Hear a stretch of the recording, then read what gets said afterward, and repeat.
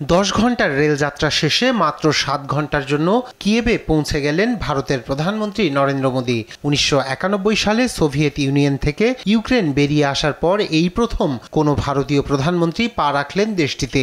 এই সফরে ইউক্রেনের প্রেসিডেন্ট ভলোদিমির জেলেনস্কির সঙ্গে বৈঠক করবেন মোদী। পোল্যান্ডের রাজধানী ওয়ার্স থেকে রেল ফোর্স ওয়ানে চড়ে বৃহস্পতিবার ইউক্রেনের রাজধানী কিয়েভের উদ্দেশ্যে রওনা হয়েছিলেন তিনি। সেখান থেকে মোদীকে অভ্যর্থনা জানিয়ে হায়াত হোটেলে নিয়ে যাওয়া হয়। এরপর দেশটির প্রেসিডেন্ট জেলেনস্কির সঙ্গে সাক্ষাৎ করেছেন মোদী। কিয়েভের বিখ্যাত মারিনস্কি প্রাসাদে ইউক্রেনের প্রেসিডেন্ট জেলেনস্কির সঙ্গে গুরুত্বপূর্ণ বৈঠক করবেন মোদী। বৈঠকে আবারও আলোচনা এবং কূটনৈতিক পথে দ্বন্দ্বের মীমাংসার বার্তা দেবেন মোদী, এমনটাই আশা করছেন অনেকে। এরপর উচ্চ পর্যায়ের প্রতিনিধি দলের বৈঠকে দ্বিপাক্ষিক সহযোগিতা নিয়ে গুরুত্বপূর্ণ আলোচনা হবে।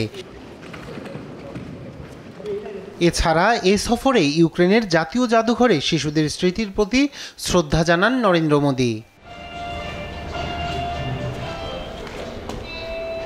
রাশিয়া ইউক্রেন যুদ্ধ শুরুর পর থেকে বিশ্বের হাতে গোনা কয়েকজন নেতাই রাশিয়া এবং ইউক্রেন সফর করেছেন। সেই তালিকায় নাম লেখালেন নরেন্দ্র মোদী। গেল জুলাইয়ে রাশিয়ায় ভ্লাদিমির পুতিনের সঙ্গে মোদীর বৈঠককে ভালো চোখে দেখেনি যুক্তরাষ্ট্রসহ পশ্চিমা দেশগুলো। মোদীর এই ইউক্রেন সফর সেই আলোচনা বন্ধ করতে পারবে বলে মনে করছেন বিশ্লেষকরা।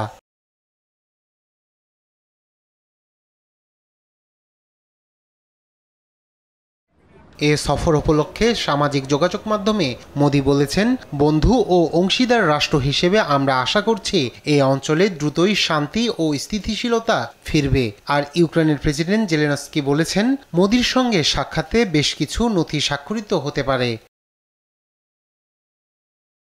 রাশিয়ার সঙ্গে ঐতিহাসিকভাবে ভালো সম্পর্ক ভারতের। এছাড়া আঞ্চলিক প্রতিদ্বন্দ্বী চীনকে মোকাবেলায় পশ্চিমা দেশগুলোর সঙ্গে ঘনিষ্ঠ নিরাপত্তা অংশীদারিত্বের সম্পর্ক বজায় রাখছে ভারত।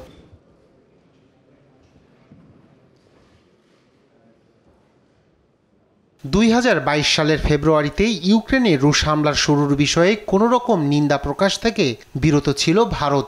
রাশিয়ার হামলার ঘটনায় দেশটির সমালোচনা করে জাতিসংঘের আনা প্রস্তাবের পক্ষেও ভোট দেয়নি দেশটি। পরবর্তীতে দুই পক্ষকে সরাসরি সংলাপের মাধ্যমে সমস্যা সমাধানের আহ্বান জানিয়েছিল ভারত।